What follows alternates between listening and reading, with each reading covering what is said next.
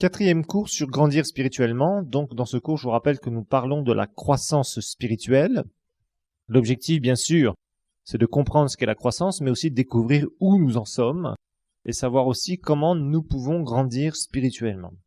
Alors, je vous rappelle que notre texte de référence était Éphésiens 4, où il est dit, il a donné les uns comme apôtres, au verset 11, les autres comme prophètes, les autres comme évangélistes, les autres comme pasteurs et docteurs ou enseignants, pour le perfectionnement des saints. Et je vous rappelle que le perfectionnement, c'est équiper en vue qu'une personne soit prête pour quelque chose de spécifique. Cela en vue de l'œuvre du ministère. L'œuvre du ministère, c'est faire la grande mission que Jésus nous a laissée, d'accord, c'est-à-dire évangéliser et faire des nations des disciples, et de l'édification, donc la croissance du corps de Christ, jusqu'à ce que nous soyons tous parvenus à l'unité de la foi, à la connaissance du Fils de Dieu, à l'état d'homme fait. Je vous rappelle que ce mot fait, ça veut dire adulte, je vous le rappelle, à la mesure de la stature parfaite du Christ. Ainsi, nous ne serons plus des enfants ou littéralement des bébés, flottants et entraînés par tout vent de doctrine, joués par les hommes avec leurs fourberies et leurs manœuvres séductrices. Mais en disant ou en proclamant la vérité avec amour, nous croîtrons, donc croissance ici, à tous égards en celui qui est le chef, c'est-à-dire Christ. Donc nous sommes en train d'étudier les états spirituels que nous pouvons trouver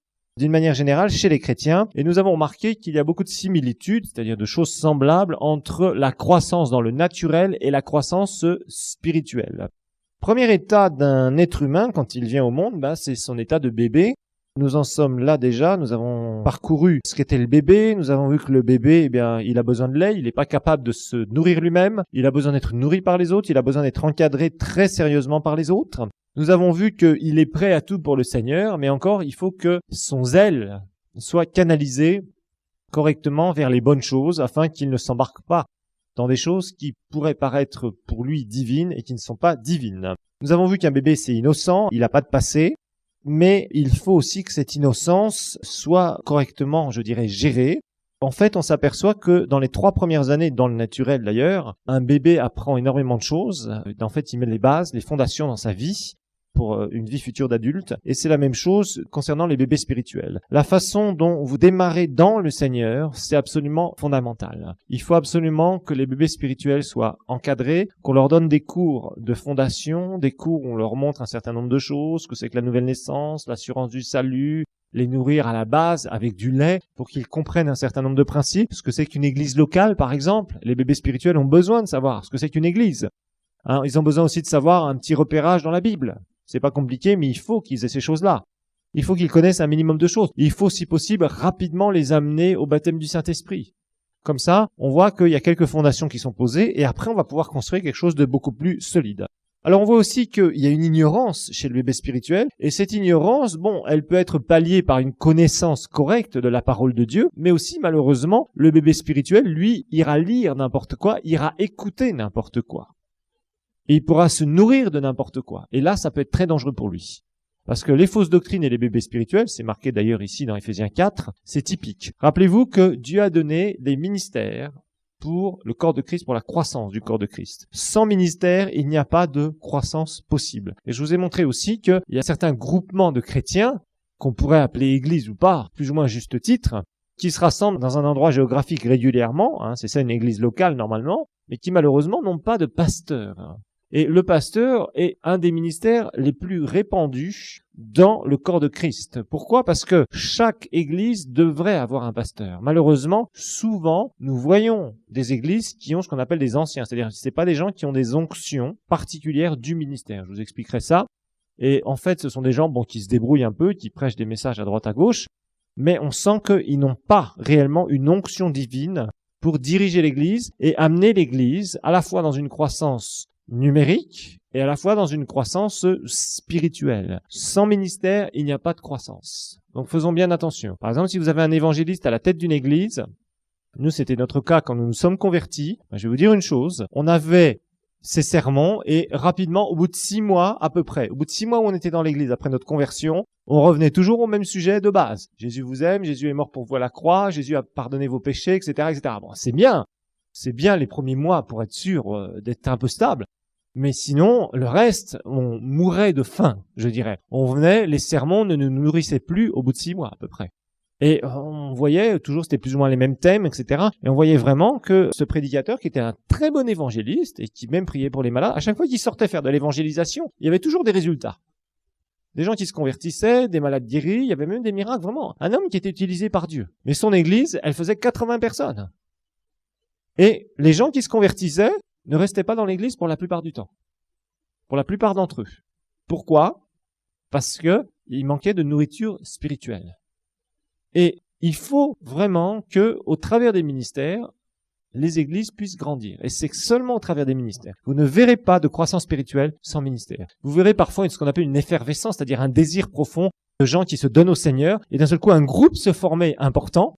Mais s'il n'y a pas un ministère derrière tout ça, eh bien, ça donnera des choses soit bizarres, soit tordues, soit des fausses doctrines s'infiltreront, ou des gens qui croiront des choses qui sont fausses. Et au bout d'un moment, quelque chose qui avait vraiment été initié par le Seigneur va mourir. Moi, je l'ai vu bien des fois dans l'histoire de l'Église. Et j'en ai même été témoin plusieurs fois personnellement. Donc, nous avons besoin des ministères pour grandir et il y a une croissance. Donc, faites attention avec quoi vous vous nourrissez. Le bébé spirituel, lui, c'est typique. Nous avons vu qu'il est irritable, le bébé spirituel. Il est très changeant, hein, il est au moindre truc, un jour ça va, le lendemain c'est la catastrophe. Il a toujours besoin de papa et maman spirituels, hein, pour l'encadrer, pour prier pour lui, etc., etc. Et souvent, il fait des histoires. Hein. C'est normal. C'est le bébé spirituel. Alors, le sevrage spirituel doit s'opérer au bout d'un certain temps. Hein. Il y a des gens qui ne veulent pas, mais au bout d'un moment, eh bien, il faut les forcer. Hein. Le sevrage est quelque chose d'obligatoire. Le sevrage, je vous rappelle, c'est qu'au bout d'un moment, le bébé spirituel doit comprendre qu'il doit commencer à avoir sa propre foi. Il doit commencer à apprendre à se nourrir lui-même. Aller à l'église, ça doit être son désir. Hein. Il y a des gens qu'on essaie de traîner à l'église de dimanche après dimanche, mais vous en ferez jamais de bons chrétiens de ces gens-là. Il y a un moment où chacun doit prendre ses responsabilités. Si quelqu'un veut venir à l'église, c'est qu'il a envie d'aller louer et adorer son Dieu, il a envie d'écouter la parole, il a envie de contribuer à l'œuvre de Dieu financièrement, il a envie d'être avec ses frères et sœurs et d'avoir la communion fraternelle. Ça doit être son désir. Si c'est pas la motivation, si Dieu n'est pas sa motivation, vous ne pouvez rien. Vous ne pouvez pas changer un cœur.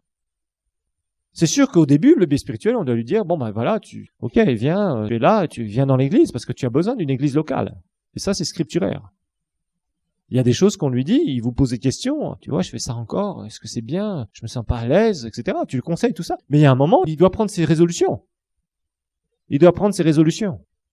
Et quand quelqu'un commence à rétrograder, qu'il est bébé spirituel, en général, quand il vous voit et que vous allez à l'église, vous êtes à pied, eh bien, souvent, quand il vous voit de loin, qu'est-ce qu'il fait? D'un seul coup, il prend une route, hein, il fait demi-tour ou il prend une route juste pour partir. Parce que pourquoi il se sent mal à l'aise? Il se sent mal à l'aise. Et c'est normal. C'est normal, parce qu'il n'a pas pris ses résolutions. Il y a un temps de maturation. Il y a un temps où un bébé spirituel doit prendre des décisions. Il doit dire maintenant, à partir de maintenant, moi je vais à l'église. Et des fois, papa et maman spirituels ne vont pas à l'église parce qu'ils sont en déplacement, ou parce que ci, ou parce que ça. Eh bien, un bébé spirituel qui commence à grandir un peu, eh bien, qu'est-ce qu'il va faire? Lui-même prend ses résolutions et il va à l'église de lui-même. Il n'a pas besoin de tout le temps que tu passes le chercher, etc. Et d'ailleurs, faites attention avec ça. Il y a un temps, si vous encadrez des gens, où vous devez leur faire comprendre que c'est leur responsabilité. Que c'est pas à vous d'aller les tirer, de les pousser. Il y a un temps, c'est vrai, où on doit aider les gens, on doit vraiment les tirer, les pousser, les encadrer. Ça c'est très clair. Mais il y a un temps où ils doivent eux-mêmes commencer à prendre leurs responsabilités. Sinon, ce n'est pas bon. Ce n'est pas bon. Vous savez, quelqu'un qui vient de se convertir, qui est vraiment sincère, hein. Par exemple, si un jour vous voyez, il n'est pas là à l'église, ou il est pas venu à votre groupe de prière ou quoi que ce soit, que vous lui donniez un petit coup de téléphone pour savoir qu'est-ce qu'il se passe, ça va. Si c'est quelqu'un qui a déjà plusieurs années dans le Seigneur, en général, il sait très bien s'il n'est pas venu, c'est que soit il avait des bonnes raisons, soit il se refroidit, ou soit il n'a pas envie de venir. Et ça, c'est un choix. C'est un choix. Mais il y a un moment où chacun doit prendre ses résolutions. Alors, chapitre 3, l'enfance. Alors, on va voir que les enfants spirituels, aussi dans le naturel, sont très instables. Ayant parlé du caractère de l'enfant d'abord, en général, on va maintenant parler de son instabilité. Notez instabilité de l'enfant. Caractéristique, typique.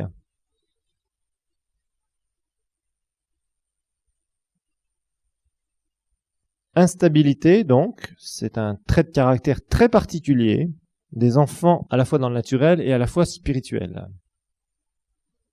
Instabilité. Ça, c'est typique. Vous savez, les enfants, hein, souvent, ils veulent se prendre pour des grands. Hein. On a tous fait ça quand on était gamin. Se prendre pour un grand. Et si vous laissez un enfant livré à lui-même devant certaines responsabilités, vous êtes sûr d'une chose, c'est qu'il ne fera pas ce qu'il vous a dit qu'il ferait. C'est souvent comme ça. Les enfants sont comme ça. L'enfant veut jouer au grand.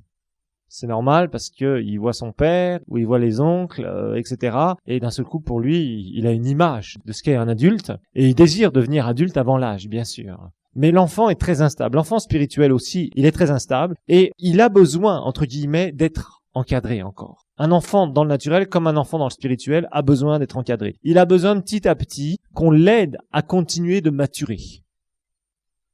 Par exemple, un enfant, si vous lui donnez une responsabilité, vous lui dites, voilà, tu fais tes devoirs et je reviendrai pour savoir si tu as fait tes devoirs. Oui, je fais mes devoirs, il n'y a pas de problème. Vous le laissez, vous partez dans l'après-midi, vous avez des choses à faire, vous revenez le soir. Tu as fait tes devoirs? Oui, j'ai fait mes devoirs. Tu as fait ton français, tes maths, tes machins? Oui, bien sûr, oui. Tu peux me montrer? Alors là, le discours va changer. Oui, tu sais, oui, j'ai un ami qui est passé, il avait un ballon, et puis, on a joué, et puis tu sais, j'ai pris ma douche à un moment, hein. Bon, vous avez compris que quand vous regardez le travail, c'est bâclé. Entre oui, c'est fait, comme vous l'entendez en tant que parent, et la façon dont lui, il vous dit, oui, effectivement, j'ai fait mes devoirs, vous comprenez bien que on parle pas tout à fait le même langage. Il y en a un qui parle chinois et l'autre qui parle anglais, d'accord? C'est très clair. Et les enfants, dans le naturel, c'est comme ça. Un enfant, tu peux pas lui donner une tâche sans le surveiller à minimum. Jusqu'à temps qu'il commence à prendre une certaine responsabilité. Se responsabiliser dans la vie. Et dans le monde spirituel, c'est strictement la même chose. On a strictement les mêmes caractéristiques. Vraiment, quand on voit des enfants spirituels à qui on donne des tâches. Vous savez, le ministère, vous apprendrez un peu plus tard, mais le ministère, il y a l'onction du ministère. Les apôtres, les prophètes, les évangélistes, les pasteurs et les enseignants. Et à côté de chaque ministère, autour de chaque ministère, il y a ce qu'on appelle le ministère d'aide. Le ministère d'aide, ce sont des gens qui souvent, pas toujours, mais souvent ont des appels pour devenir eux-mêmes des ministères, pour être oints à être dans le ministère, mais qui ne sont pas encore oints. C'est-à-dire, ils sont appelés et ils sont là, entre guillemets, en partie, certains d'entre eux en tout cas, pour aider un certain temps, pour après eux-mêmes entrer dans leur propre ministère, soit pastoral, d'évangéliste, d'enseignant, etc. Ce sont les 3 ministères d'ailleurs les plus courants que nous verrons. Et en fait, on voit très bien au départ qu'il y a un temps de formation. Il y a un temps de formation. Et souvent on le voit, même on le voit avec des volontaires dans les églises. Des fois vous donnez une tâche à quelqu'un à faire, si c'est pas quelqu'un qui vraiment est mature spirituellement parlant, vous êtes sûr que la chose est à moitié faite. Et je dis, voilà, tu dois faire ça, tu dois faire ça, tu dois faire ça. Et alors, il est dehors en train de discuter avec un copain, bien sûr. Il est partout sauf à faire ce que je lui ai demandé de faire. Et c'est typique de quelqu'un qui a une mentalité d'enfant. C'est terrible. Vous êtes là, vous êtes en train de gérer tout un tas de trucs en même temps, et vous avez besoin qu'il y ait un certain nombre de choses qui soient faites, et correctement faites. Et là, on a besoin d'une stabilité de caractère. Et c'est typique. Vous savez qu'il y a beaucoup d'adultes qui ont des caractères d'enfants. C'est triste à dire, mais il y a beaucoup d'adultes qui ont des caractères d'enfants. Et dans le corps de Christ, on a besoin de gens qui maturent spirituellement, et qui maturent au niveau de leur caractère. Il y a beaucoup de gens qui disent « je veux servir le Seigneur ». Ah ça, la liste est très longue. Je veux servir le Seigneur, ça il y a beaucoup de candidats. Alors, je veux servir le Seigneur, c'est je veux tenir le micro. C'est surtout ça. C'est souvent ce que les gens entendent. D'accord? Pour beaucoup, surtout les garçons. Ça, c'est la passion des garçons, ça. Tenir un micro. Alléluia! Gloire à Dieu! Amen! Je sais pas pourquoi, il y a un virus. Et ce qui est étonnant, c'est que, des fois, moi, je m'amuse beaucoup. J'aime bien à la fois, je dirais pas provoquer, mais mettre, quand j'entends des fois des plaintes, je mets à l'épreuve certaines personnes que je connais bien et je leur donne certaines responsabilités parfois. Et ça me fait penser, il y a quelque temps, je donnais une responsabilité à quelqu'un et je disais, tu sais, ça c'est une responsabilité importante que je te donne et j'attends de toi que tu fasses le meilleur du boulot. Il m'a rappelé, il m'a dit, pasteur, c'est bien ça que tu m'as dit, hein?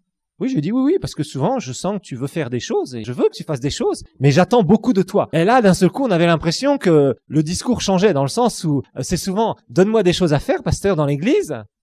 Donne-moi, oui, tu vois, tu fais trop de choses, il faudrait que tu délègues plus de responsabilités, il faudrait que tu donnes plus à faire aux autres. Oui, d'accord, pas de problème. Puis le jour où tu dis « ok, bon, toi, tu vas faire ça, faut que tu te débrouilles, tu prépares un projet, tu fais ça, et je veux que le travail soit fait. » Alors là, attends, pasteur, j'ai pas bien compris, là. D'un seul coup, les choses changent. C'est étonnant, hein? Mais c'est bon. Vous savez, souvent, un des problèmes que les enfants ont, c'est la peur, et les adultes aussi d'ailleurs, malheureusement, quand ils ont un caractère d'enfant, c'est qu'ils ont du mal à se surpasser quand ils n'ont jamais fait quelque chose. L'inconnu fait peur aux enfants. Beaucoup. Beaucoup. Et il y a beaucoup d'adultes qui ont un caractère d'enfant. Et dans ce domaine-là, ils sont comme ça. Je vous assure, si vous voulez tester votre maturité, c'est très simple. Regardez quand on vous donne une tâche à faire que vous n'avez jamais faite et ça vous paraît énorme. Là, posez-vous la question. Qu'est-ce que vous faites? Est-ce que c'est panique à bord? Est-ce que vous arrangez pour jamais faire la chose? Vous déléguez à quelqu'un d'autre? Déplacez votre travail?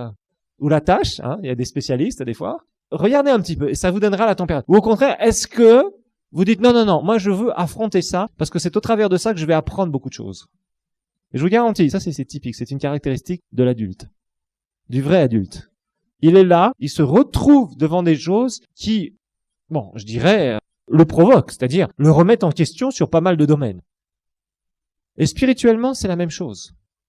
Et Dieu nous demande de grandir. Oui Seigneur, je veux te servir, je veux faire de grandes choses pour toi. Ah oui, vous priez ça souvent? Faites attention à ce que vous priez. Vous savez, moi, des fois, j'ai fait des prières que je regrette pas, mais j'avoue que des fois, je me suis retrouvé où le Seigneur m'a dit, oui, c'est pas ce que tu as demandé. Eh oui, parce que, à grande chose, grand défi. Et vous savez, les enfants sont toujours comme ça. Les footballeurs. J'ai un de mes fils, là, c'est un passionné de football, là. Il a 10 ans. Alors, il a un maillot où il y a Owen derrière. Owen. Les footballeurs, vous savez qui c'est. Même les filles, apparemment. Oui, c'est bien. Vous suivez le football. Et en fait, qu'est-ce que les enfants veulent faire? Ils veulent faire comme les grands. Ils veulent faire comme les grands. Toujours faire comme les grands. Mais ils ne sont pas encore dans cet état-là. C'est-à-dire que si vous les laissez tout seuls, vous imaginez, je vois mal mon gamin jouer dans une équipe là en Angleterre. Là. Je vois mal sur le terrain, haut comme 3 pommes, comme on dit si bien, ou comme 3 ananas si vous préférez. Et en fait, jouer dans une équipe de grands, ça serait une folie. Et tout de suite, on dirait, mais qui tu es, toi? T'es un petit gamin, là, sors tout de suite du terrain. Et c'est normal. Donc, il y a des caractéristiques de l'enfance. Et l'enfance spirituelle, vraiment, il y a des aspects où, quand vous leur donnez une tâche spirituelle à faire, et à la fois, donc, pour les choses du Seigneur, pour l'œuvre de Dieu, souvent, c'est typique. L'enfant, lui, il va s'emballer. On voit souvent nos enfants, ils sont en train de rêver à des choses, ils sont en train de penser à des grands trucs, à faire des grands projets. Des fois, moi, ils viennent me voir, ils sont 2. Les 2 derniers, ils ont 1 an de différence. Alors, ils sont très marrants parce qu'ils forment une équipe, vous savez. Alors, des fois, ils discutent longtemps dans la chambre pour faire de grands projets. Et après, ils viennent me voir avec leurs projets, vous savez. Ils veulent faire des grands trucs. Bien sûr, ils cherchent un bailleur, oui.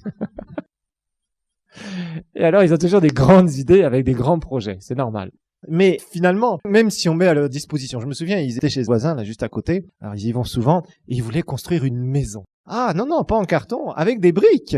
S'il vous plaît, avec des briques. Alors, ils essayaient de récupérer toutes les briques, les gens qui faisaient des constructions, qui avaient laissé quelques briques sur la route. Ils en prenaient chez les voisins, ils en prenaient chez nous. Ils creusaient dans des trous pour chercher s'il n'y avait pas des briques dans la terre, etc. Et pour amener chez les voisins, vous imaginez. Des bouts de bois, des machins, des histoires. Ça c'est le rêve. Alors évidemment, pendant une semaine, vous n'entendez qu'une chose, c'est on construit la maison. Mais une semaine plus tard, vous entendez plus parler de la maison. Et c'est terrible parce que les enfants spirituels sont comme ça.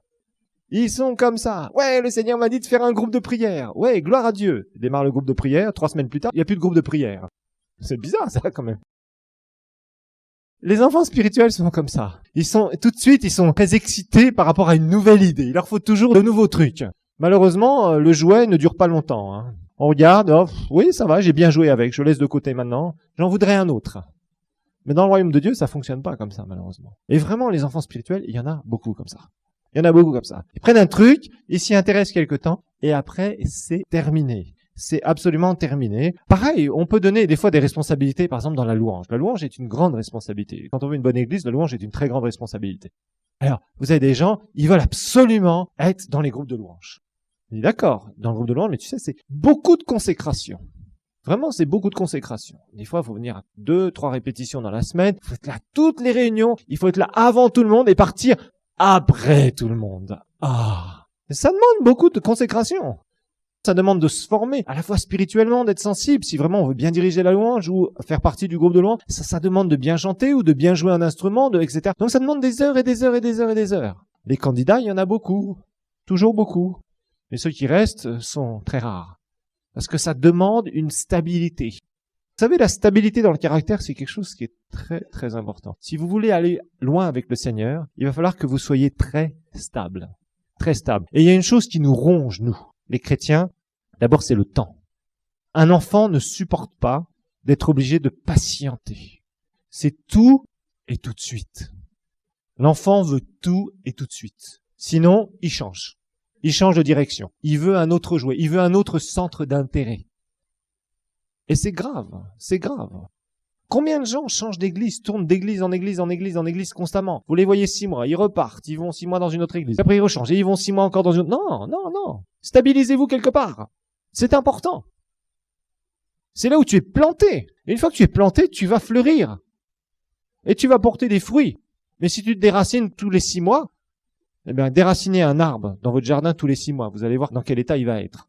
Quand il commence à s'épanouir un peu, vous le déracinez et vous le ramenez. Hop, vous allez voir.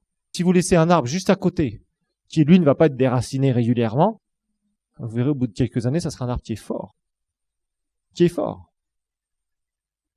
L'instabilité, c'est grave. Chez les enfants spirituels, l'instabilité, c'est vraiment une maladie. Vraiment, des gens qui viennent, qui vous disent « Oui, pasteur, oui, il n'y a pas de problème. T'as besoin d'aide? Je suis là, tu peux compter sur moi. » Oui, bon, ok, on a réunion tel jour, telle heure. Ok, il vient. Première réunion, il vient. Deuxième réunion, 1 demi-heure de retard. Troisième réunion, ah oui, pasteur, j'avais oublié de te dire.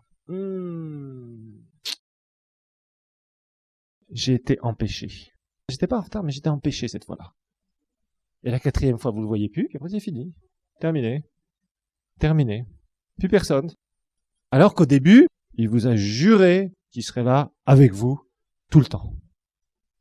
Si vous avez besoin de lui, même à 3 heures du matin, vous l'appelez au téléphone. Vous voyez, c'est genre de déclaration. Ça, c'est tout à fait l'enfant qui est là. Il fait des belles déclarations. Je vais faire ça, je vais faire ça. Puis finalement, il fait rien du tout. Quand on fait le bilan à la fin de l'année, du nombre de paroles qui ont été prononcées sur le « je vais faire » par rapport à ce qui a été réellement fait, on s'aperçoit qu'il n'y a pas grand-chose. Il n'y a pas grand-chose. Faisons attention, ça vous parle, gloire à Dieu, alléluia. Deuxième caractéristique d'un enfant, la curiosité. Haha. La curiosité. La curiosité. Notez, les enfants veulent tout savoir. Ça, c'est typique des enfants spirituels. Ils veulent jouer les grands, ils veulent savoir ce qui se passe partout. Ils ont la main sur les oreilles, derrière l'oreille, pour mieux entendre, vous savez. Si on élargit un peu notre oreille avec la main, ça permet de mieux entendre les sons. Et il y en a, c'est terrible. Ils veulent tout savoir sur tout. Et l'enfant, il est très marrant si vous lui dites, par exemple, tu vois, tu peux regarder tout ce que tu veux dans la maison, mais dans le placard ici, là, tu ne touches pas. Tu touches pas. Tu peux tout prendre si tu veux, là, il n'y a pas de problème. Sauf ici. Même si c'est le plus petit des plus petits placards que vous avez dans la maison, tant que vous êtes là, il va être très sage et il ne va pas y toucher. Mais je vous garantis, quand vous allez sortir de la maison, il va être à la porte pour regarder si vous êtes assez loin, bien sûr. Et la première chose qu'il va faire, c'est aller regarder dans le placard, bien évidemment. Et c'est terrible, c'est terrible. C'est terrible. Les enfants sont comme ça. C'est terrible. Ils sont tout le temps en train de vouloir savoir certaines choses. Vous savez, il y a une maladie dont il faut guérir rapidement dans notre vie spirituelle. Moi, je sais que ça m'a empoisonné la vie au début de ma vie chrétienne, parce que peut-être que j'avais pas suffisamment d'enseignement. Mais je vous garantis, si le diable vous empoisonne dans certaines relations, lisez 1 Thessaloniciens 4:11. 1 Thessaloniciens 4:11. 1 Thessaloniciens 4:11 vous fera du bien. Je vous assure, il y a beaucoup de gens qui ont des problèmes relationnels parce qu'ils ne pratiquent pas ce verset biblique. Regardons ensemble. 1 Thessaloniciens 4:11, on va lire un peu plus haut, verset 9. Pour ce qui est de l'amour fraternel, vous n'avez pas besoin qu'on vous en écrive, car vous êtes vous-même instruits par Dieu en vue de l'amour réciproque. C'est aussi ce que vous faites envers tous les frères dans la Macédoine entière. Nous vous exhortons, frères, à progresser encore, à mettre votre honneur, à vivre en paix, à vous occuper de vos propres affaires et à travailler de vos mains, comme nous vous l'avons recommandé. À vous occuper de vos propres affaires. Je pense qu'une des radios qui marche mieux, c'est la radio trottoir. La radio trottoir. Et je crois qu'avec les chrétiens, je crois que ça marche mieux que chez les inconvertis encore d'ailleurs. C'est grave, hein. s'occuper des affaires des autres. Vous savez qu'il y a des gens qui spéculent avec l'argent des autres, vous savez. Ils sont en train de faire des plans avec l'argent que tu possèdes. Il y en a beaucoup de chrétiens comme ça. Hein. Et vous savez, dans les églises, il y a beaucoup de gens qui tournent et qui repèrent les gens qui ont de l'argent dans les églises. Et ils font des plans. Ils préparent des projets. Et après, ils viennent voir ces gens qui ont des sous et ils sont là, alors ils s'arrangent pour savoir où ils habitent, tout ça. Ils disent, tu sais, on va prier dans la même église. Hein. Ah ouais, ah oui, tu sais, hein, on va prier je te vois tout le temps. Hein. Tu sais, j'ai des problèmes. Et ils ont fait tout un... je pense que avec ton argent, on pourrait faire ça. Hein. Ah bon? Il y a beaucoup de gens qui ne se mêlent pas de leurs propres affaires. Je vous assure, si vous voulez avoir la paix dans les relations, une grande clé, c'est pas la seule, mais une grande clé, occupez-vous seulement de vos oignons, comme on dit si bien en français, de tes propres affaires. Occupe-toi de tes propres affaires, occupe-toi de ta propre vie, et ne sois redevable aux autres que du fait de les aimer dans l'amour du Seigneur, et c'est tout. Mais ce que l'un fait, ce que l'autre fait, ou ce que l'un ne fait pas, et ce que l'autre ne fait pas, ne t'en occupe pas. Sauf si c'est vraiment pour un motif de prière. Mais souvent, c'est pour un motif de curiosité. Waouh, celui-ci, il a eu une voiture, hein? Il a eu une voiture. Ah ouais, oh, il a dû avoir un financement quelque part. Hein. Et tu commences à t'occuper de toutes ces histoires. Ne t'occupe pas de ça. Occupe-toi des sujets de louange. Quelqu'un qui a été béni, oui, remercie le Seigneur. Ça, c'est bon. Mais ne mets pas ton nez dans les affaires des autres. Vraiment, ça évite tellement d'histoires et tellement de problèmes entre les chrétiens. Tellement d'histoires et tellement de problèmes entre les chrétiens. Apprends à te mêler de tes affaires, de tes propres affaires. Bien sûr, si un frère ou une sœur vient te voir et te demande un conseil, ça, c'est pas se mêler des affaires des autres, qu'on soit bien d'accord. Mais que toi, tu ailles savoir ce que l'autre fait, ce que l'autre a dit, combien il gagne, qu'est-ce qu'il va, ça, c'est pas ton histoire. Qu'est-ce qu'il fait avec son argent ou ce qu'il fait pas avec son argent, c'est pas ton problème. C'est pas ton problème. Apprends à gérer ta propre vie personnelle et ferme-toi à la curiosité. À la curiosité. Parce qu'il y a une curiosité qui est très malsaine, souvent chez les gens. Apprenons. Vous savez, être discret dans ce domaine-là, c'est important. Si tu as une information qui vient dans tes oreilles, que ce soit pour prier pour la personne. Non pas parce que ça t'intéresse d'avoir la dernière annonce de Radio Trottoir, les dernières informations de Radio Trottoir. Franchement, il y a beaucoup de gens qui perdent leur temps dans des discussions inutiles par curiosité malsaine. Et apprenons à ne pas faire ça. Mais au contraire, apprenons à être heureux quand d'autres ont été bénis. Vous savez, il y a un médicament qui vous aidera beaucoup. Quand les autres sont bénis, si vous sentez une irritation venir, ça vous énerve jamais quand d'autres sont bénis parfois? Non, ça vous énerve jamais, alors vous n'êtes pas humain alors. Parfois, on est comme ça, puis d'un seul coup, on entend que quelqu'un est béni. Puis ça... Ah bon? Lui, là? Non, c'est pas possible. Dieu l'a béni. Non, c'est pas possible. Et tu commences à dire, oui, mère. Et tu commences à contester. Je t'assure, si nous prenons l'inverse en disant, je ne laisse pas un accès au diable, je vais me réjouir pour cette personne. Parce qu'elle a été bénie, et je loue le Seigneur pour ça. Je vous garantis, les mauvaises pensées vont partir instantanément. Par contre, si tu as une curiosité en disant, oui, tiens, pourquoi, vous savez, comme ça, qu'est-ce qui se passe après? Tu commences à jouer le jeu du diable. Ne soyons pas des gens curieux. Il y a des choses qui te concernent, il y a des choses qui ne te concernent pas. Il y a des choses qui me concernent, il y a des choses qui ne me concernent pas. Et vous savez, parfois, c'est mieux de ne même pas savoir certaines choses. Parce qu'il y a des choses qui n'édifient pas. Il y a des choses qui font plus de mal que de bien. Et quand elles parviennent parfois à nos oreilles, ça peut plus nous attrister, nous faire du mal. Alors, quand on est curieux, on peut savoir certaines choses. Mais est-ce qu'on se nourrit de la curiosité? Il y a des gens, ils veulent absolument tout savoir sur les autres. Apprenons. Non. Que si une personne vient te voir et qu'elle te dit certaines choses sur elle, bon, essaye de l'aider, c'est tout. Il n'y a rien d'autre. Rien de plus, rien de moins. Mais aller savoir le pourquoi du comment et qu'est-ce qu'un tel fait et qu'est-ce que ceci et qu'est-ce que cela, ça ne t'intéresse pas.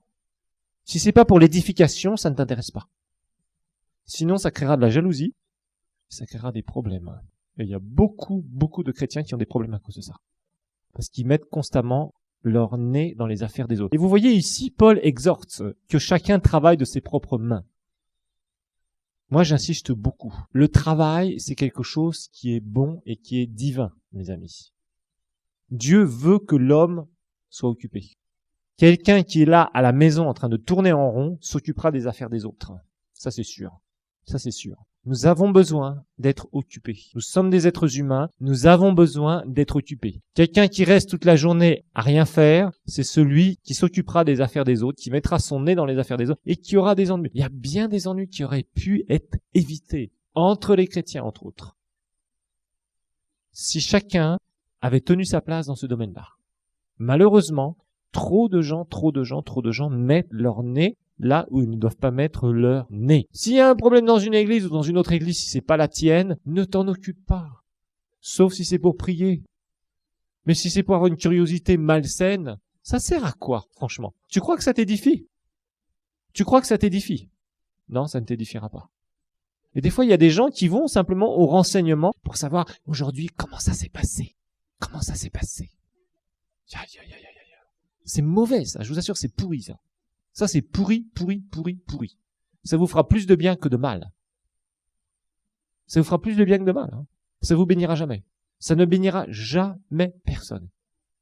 Jamais personne. La discrétion, c'est une qualité. Vraiment, c'est une qualité. La discrétion. La discrétion, c'est vraiment une qualité. Et je vous dis une chose. Parfois, il est mieux de ne pas savoir ce que les gens disent sur nous. C'est mieux. C'est mieux de ne pas savoir. Par contre, si tu es curieux, tu vas dire, qu'est-ce qu'il a dit sur moi? Qu'est-ce qu'elle a dit sur moi? Qu'est-ce qu'il a dit encore sur moi? Moi. Pauvre de moi. Tu fais ça, tu vas te nourrir avec les pires saletés du diable. Avec les pires saletés du diable. Ne t'occupe pas de ce que les autres disent sur toi. Ne sois même pas curieux par rapport à ça. Ignore. C'est mieux de pas le savoir, puisque ça passera. Moi, je vous assure, si des gens disent des choses sur moi, je veux même pas le savoir. Tu sais pas ce qu'on dit sur toi, pasteur? Des fois, je dis aux gens, je veux pas le savoir. Je m'en fous. Mais je m'en fous, mais complètement. Ce qui m'intéresse, c'est de savoir ce que Dieu dit sur moi. Et s'il doit me reprendre ou me corriger, qu'il me corrige. Et ça, c'est ce que nous devons faire. C'est pas une position orgueilleuse. C'est vrai que d'autres peuvent nous donner des conseils. Ça, on est d'accord. Je parle pas dans ce domaine-là. Mais des fois, il y a des gens qui racontent des trucs. Tu dis franchement. Ou d'autres qui cherchent à créer des divisions comme ça. Bon nombre de divisions dans les églises sont venues comme ça. Parce que un tel a dit ce que l'autre avait dit, que l'autre avait encore rapporté et déformé et le diable là-dedans, il fait, allez-y mes petits cocos, continuez comme ça, d'ici quelque temps, il y aura 3 églises de votre église. Et voilà. Vous savez que les divisions commencent comme ça? À se nourrir de ce genre de choses. Non, le mieux c'est que tu ne saches même pas ce qu'une personne peut dire sur toi, parce que ça te fera plus de mal que de bien de le savoir. Donc n'aie surtout pas cette curiosité. Et si quelqu'un vient te dire telle ou telle chose, si ton cœur ne te reproche rien, dis à la personne, ça ne m'intéresse même pas. Ça ne m'intéresse même pas. Moi, des fois, il y a des gens qui viennent me voir en disant, pasteur, tu sais pas ce que cette personne fait ou ceci ou cela. J'ai dit, je ne veux même pas le savoir. Des fois, je ne veux pas le savoir. Bien sûr, si c'est une brebis qui a un problème et qu'on peut aider, c'est un autre sujet, bien sûr. Mais simplement des histoires qu'on veut me raconter comme si ça m'intéressait par curiosité, non. Ça fait plus de mal que de bien. Des fois, je préfère garder la meilleure opinion sur la personne plutôt qu'on vienne me raconter ce qu'elle a peut-être raconté sur moi. Je vous assure, moi, ça me bénit pas personnellement. Ça bénit vraiment pas les gens. Donc, évitons ce genre de trucs. Franchement, côté croissance, si vous voulez de la croissance, moins vous êtes dans des histoires et dans des trucs qu'on raconte, etc., mieux vous vous porterez. Mieux vous vous porterez. Alléluia. Ensuite, une autre caractéristique de l'enfant, c'est le bavardage. Le bavardage. le bavardage. Les enfants ne connaissent pas la grande valeur du silence. Les enfants ne connaissent pas la valeur du silence. C'est terrible, hein? Moi, je vois souvent à la maison, quand je suis dans le bureau, tranquillement, je suis en train de méditer, je suis en train de faire tout ce que vous voulez, tranquillement. Bon, j'ai mes deux plus petits là qui viennent, avec leur projet, bien sûr, hein, un grand projet. Et alors, ils parlent, et ils parlent, et ils parlent, et ils parlent, et ils parlent, et ils parlent, et ils racontent des histoires, des trucs, des machins, des trucs, des machins, des trucs. Ils savent pas ce que c'est que se taire. Ils ne connaissent pas. C'est pas de leur faute, hein. Ce sont des enfants. Mais par contre, il y a des chrétiens qui ont cette maladie-là. Vous savez, qui ont des langues de 3 kilomètres de long. Quand ils ouvrent la bouche, ça se déroule, vous savez. Et vous pouvez lire le message. Ah, il y en a, c'est grave. C'est grave. Ils ne peuvent pas se taire. Je pense que Dieu doit fermer la porte. Non, sérieusement, franchement, le bavardage, c'est quelque chose qui tue. Qui tue tellement souvent. On va regarder quelques proverbes. Proverbe 10, 19. Proverbe 10, 19. Celui qui parle beaucoup ne manque pas de péché. Celui qui retient ses lèvres est un homme sage. C'est bizarre, le proverbiste n'a pas dit une femme sage. Je pense qu'il s'est trompé. Oui, les femmes n'arrivent pas à se taire, peut-être. Non, c'est d'une manière générale. L'être humain. Nous traduirons par l'être humain. Ça serait une meilleure traduction. Et ça, c'est vrai. Les chrétiens et chrétiennes qui parlent beaucoup ne manquent pas de péché. Péché avec la langue. Ça, les langues de serpent. Ah, il y a des chrétiens, c'est des langues de serpent, on les appelle.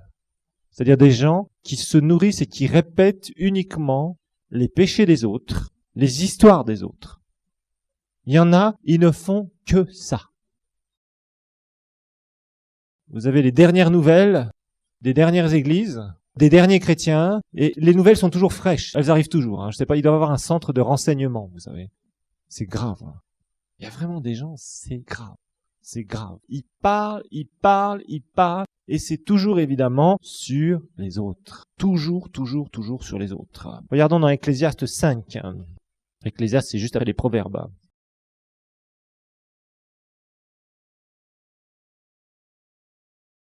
Ecclésiaste 5, verset 2.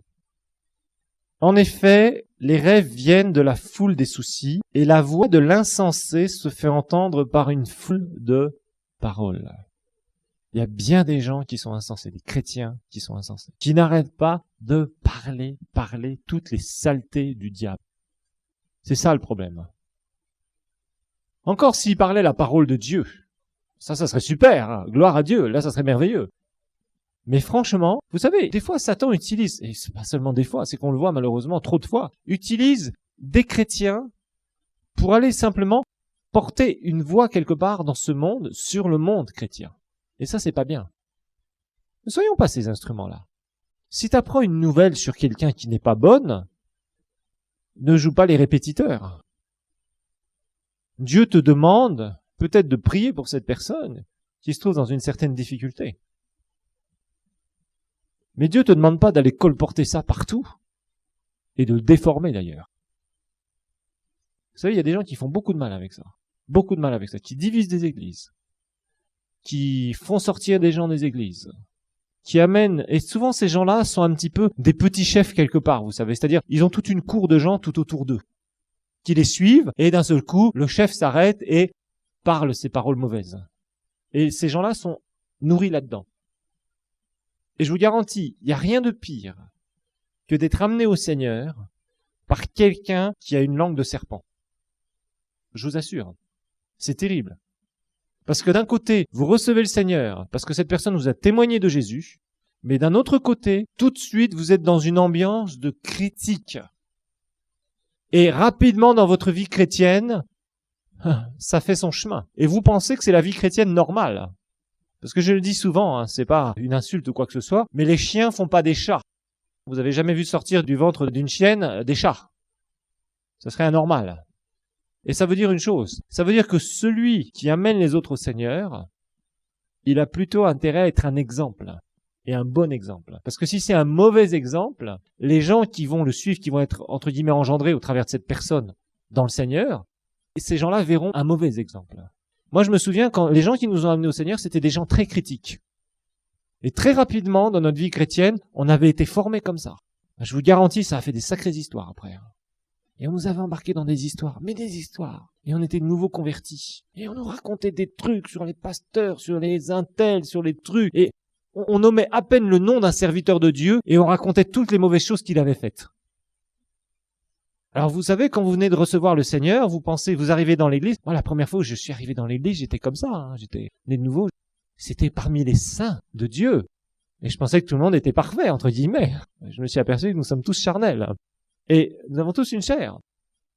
Et franchement, moi, ça m'avait mal formé. Et j'ai dû me dégager de ça et ça a mis du temps.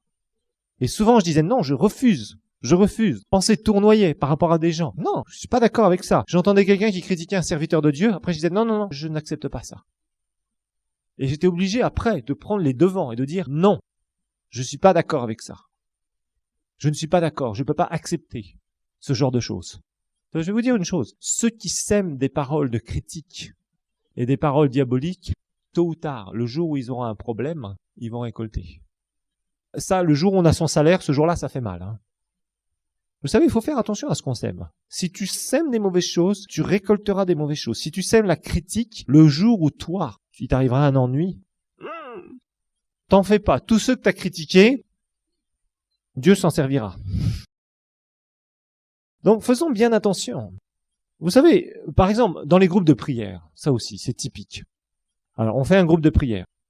Vous savez, il y a des groupes de prière, c'est plutôt des groupes de cimetière. Ce sont des groupes où les gens sont morts spirituellement, presque. Ils sont complètement éteints spirituellement. Il y a vraiment des groupes de prière parfois. Quand on y va, c'est mort, c'est triste. Les gens sont comme ça, alors ils louent le Seigneur, ils appellent ça louange et adoration. Ils chantent des chants très religieux en général. Et puis d'un seul coup, celui qui dirige le groupe, il dit « Oui, on aimerait avoir des sujets de prière. » Et alors là, les gens commencent à se lever et à raconter pendant une demi-heure tous leurs problèmes. Puis, le frère Bidule se lève aussi et raconte tous ses problèmes. Puis, le dirigeant du groupe dit « Nous allons prier. » Alors quand pendant une heure vous avez entendu des histoires diaboliques, c'est-à-dire ce que le diable est en train de faire, et qu'après il faut prier, je ne pense pas qu'il y ait beaucoup de foi dans ce genre de groupe. Et les gens ne voient rien se produire, parce que les gens racontent leurs histoires. Alors qu'ils pourraient simplement dire, voilà, j'ai tel problème, mais je voudrais vraiment qu'on prie pour moi, et je veux me tenir dans la... Oui, un tel m'a dit ça, et puis il m'a téléphoné, il était 16h, et puis vraiment j'étais très en colère, et j'ai dit, oh Seigneur, pourquoi il m'a téléphoné? On n'a rien à faire. Enfin, et il y a des gens qui racontent tout un tas d'histoires. Vous savez ce qu'il m'a dit? Qu'est-ce que vous voulez faire avec des trucs pareils? La foi qui va faire bouger les montagnes n'existe pas là. Dans le bavardage, dans le négativisme, dans ces groupes de prière, qu'est-ce que vous voulez? C'est typique. Alors là, c'est fini. Là, même si vous aviez la présence de Dieu qui était là, pompiers du diable qui viennent pour éteindre le feu du ciel. Et il y a beaucoup de gens comme ça. Parlez. On va s'en arrêter là. Terminé.